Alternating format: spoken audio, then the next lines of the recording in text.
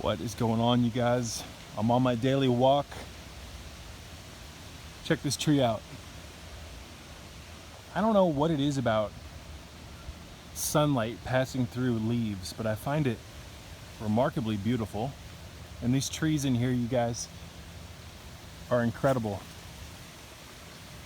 All the plants and whatnot. I've got a power spot really close to here.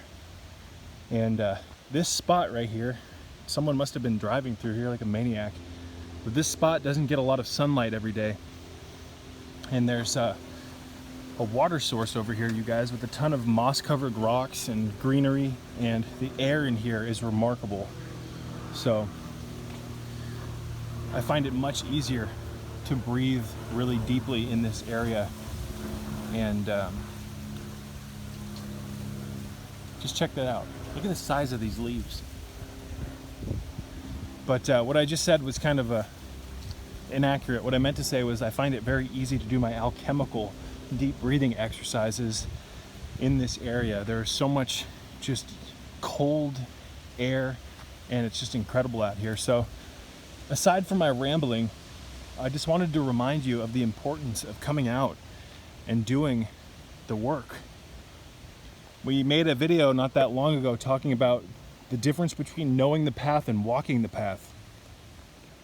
There's a huge difference between knowing what you should do and actually doing it.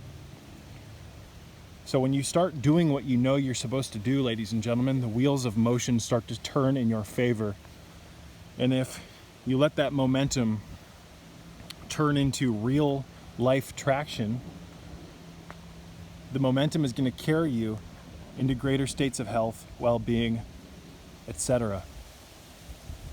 So life, ladies and gentlemen, is a platform for growth.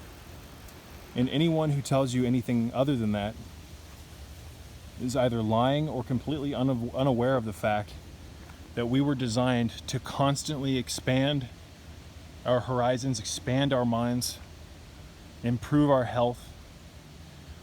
You see, we were told a long time ago, and it was perpetuated through television, movies, education, our parents, regardless of how well-meaning they were. We were taught a long time ago that pretty much the second you come out of the womb, you start aging. And I hear this more and more often now. Oh man, the minute you come out of the womb, you start dying, so live fast, die young, do what you got to do because you only live once. In my opinion, that way of looking at life sets you up for failure by default. Because you're engaging in that way of living because you view life as a rapidly accelerating odometer, so to speak. So, in my opinion, the key to longevity is learning how to slow down the odometer, preserving energy, isolating the foreign installations of the mind, the non-beneficial thoughts, beliefs, etc. that have become subconscious patterns. There's a lot of groundwork that we need to do so that we can get rid of what needs to be gotten rid of so that we can rebuild a solid foundation, ladies and gentlemen. So, I've been telling you guys for years that the foreign installations of the mind, these erroneous bullshit, non-beneficial belief systems that we've erected based on living in this world, there's just a handful of these foreign installations, I like to call them. Now, I'm not going to get into the nitty-gritty of what the foreign installations are, the exact definition.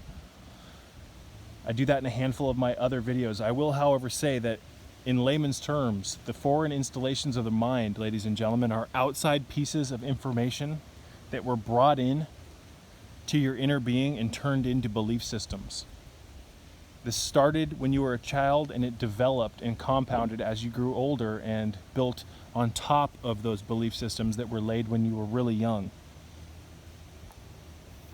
Now those belief systems become like fountainheads that you channel your awareness out of. So you actually begin to look at life through your belief systems because they become like awareness focal points that you use to actually look through or look at reality. They become like blinders in a sense, ladies and gentlemen.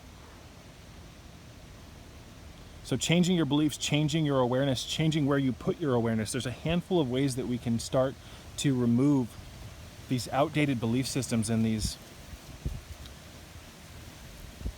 They're like binoculars almost that we look at life through. We look at life through the binoculars of our beliefs, through the binoculars of our awareness. And based on where our awareness is in life, our perception and our beliefs, and they're all intimately connected, that dictates the lenses that are on the binoculars. And this is why so many people see things so differently. It's because of belief systems, awareness, perception. There's a handful of, it's a very deep psychological subject, and I'm not going to get into an in-depth explanation of all this stuff, ladies and gentlemen. I'm just going to lay out some basics because I believe the basics are enough. Simplicity is really important here in this world, especially in a world like this one where the Matrix just tries to possess you with overcomplicated nonsense and confuse you into submission, like you're a helpless puppy. It's ridiculous. But where was I going with this, ladies and gentlemen? At a young age, we start to instruct our subconscious via beliefs based on what we perceive in the world. So we start to look at our parents and their behaviors, and we start to structure, based on trial and error when we're younger, what works and what doesn't. And there's just so many different things that lead to these very rigid belief systems that get laid. And then as you progress in this system here in the Matrix, the concrete gets a little bit harder and a little bit harder until it finally dries. And then you're ready to build the framing of the house on top of the foundation that you laid based on bad beliefs, bad information, etc. I hope that makes sense.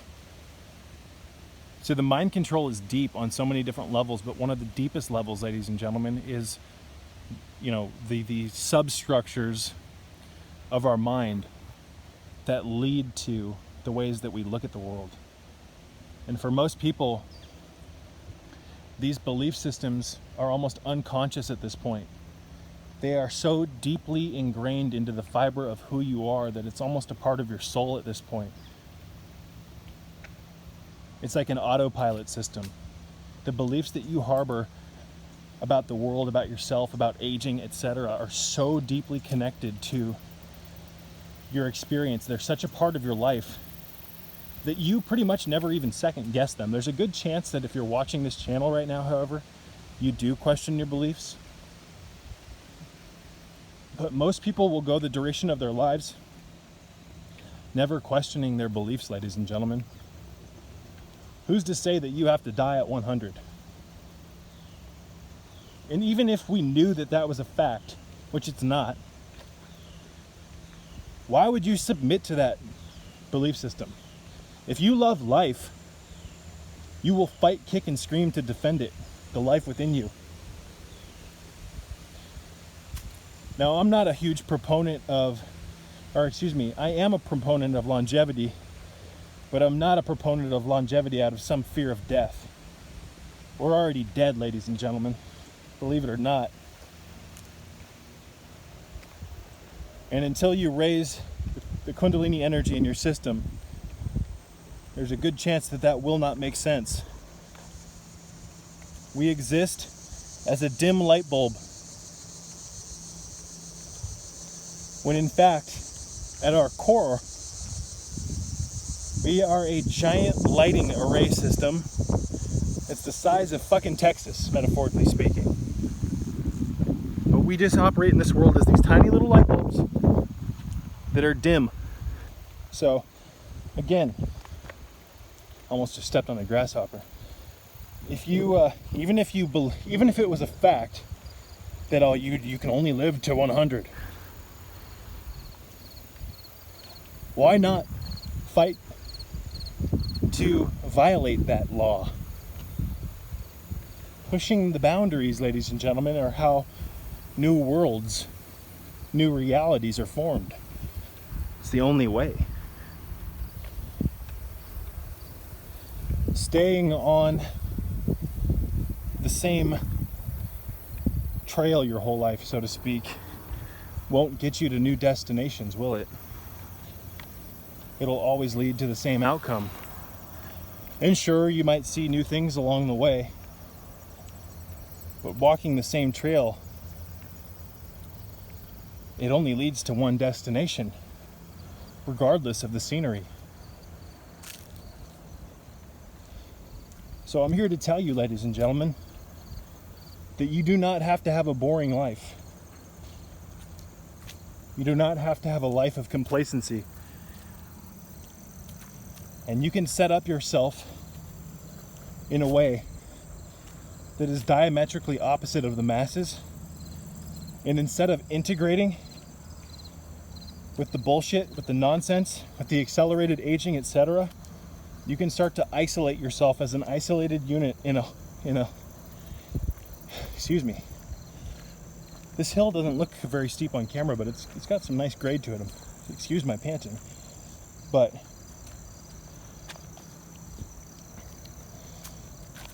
all this grass represents the herd, represents groupthink, hive mind nonsense. You are a unique entity, and we'll use this as a representation of your uniqueness. You can remove yourself, the beautiful creature that you are, and you can trod a new and unique path. You do not have to follow the path of the bullshit that's been laid out for you by the Matrix, ladies and gentlemen. You can do whatever the fuck you want with your life. So a huge fascination of mine, folks, is pushing the boundaries of what's possible with the human body and the mind. And aging is one of those things that we're told at a very young age that death will eventually get you. This, that, and the other. I don't know if you guys can see the grasshopper right here. Oh, there he goes. And again, it's not out of fear of death, to try to defy death.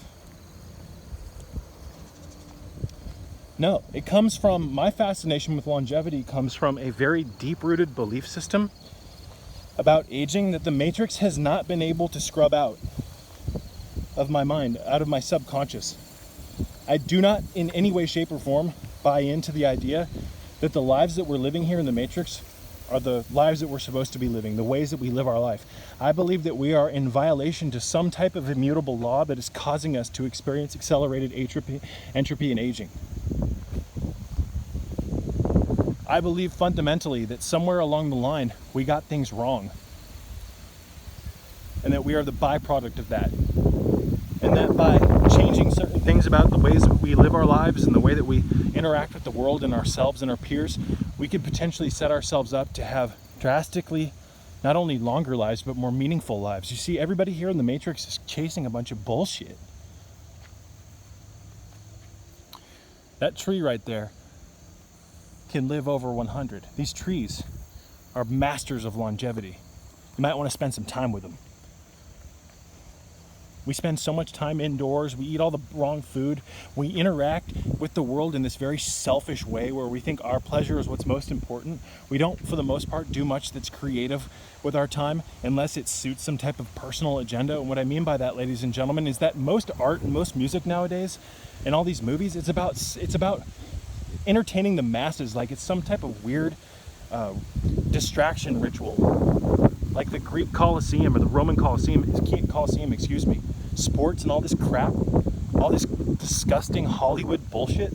Entertainment can be used as a catalyst to promote evolution, to promote enlightenment, to promote world unity. It's not used for that. We live out of balance lives, ladies and gentlemen. Highly out of balance lives. Let's go back down this way. So don't try to tell me that, you know, we can only live to 110 or 111, and that's, you know, if you're lucky. And that's just what's possible, Brandon. That's just what's possible. Sorry, but you're gonna die. And all this nonsense.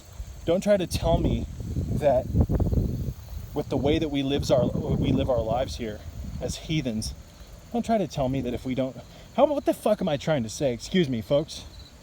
Think about how long we could probably live if we had meaningful lives, if we lived the right way, if we ate the right way, if we interacted with our soul and the souls of others the right way. Do you ever think of that? Because right now the human body can exceed the age of 100 while it's being polluted with garbage. Cigarettes, bullshit, bad thoughts, you name it. On top of that, a lack of purpose in life, in my opinion, is one of the deepest accelerators of aging, ladies and gentlemen. A lack of purpose in life.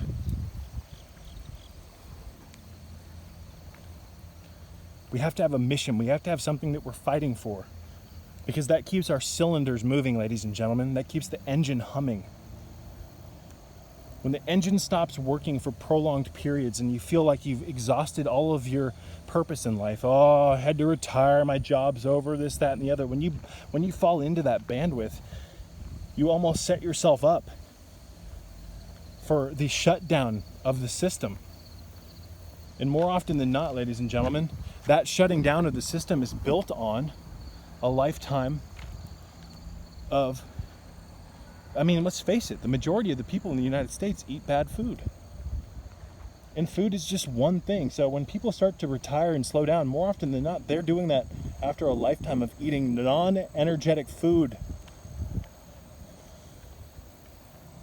Energy is everything, folks. So when I walk out here, I've set my mind up so that even when I'm preoccupied doing other things, I'm pulling energy into my body from these plants. I have a specific handful of things that I also consume when I come out here for prolonged periods on the weekend and do my energy gathering techniques. I take certain nootropic compounds. Get out there and break the rules. Break the limits of what you've been told are the limits, ladies and gentlemen. Anyways, I'm going to wrap this one up. I love you all. Look at the beauty out here. Why are you inside watching this? Go outside if you're going to watch my videos from now on and listen to them while you do your daily walk. Peace be with you.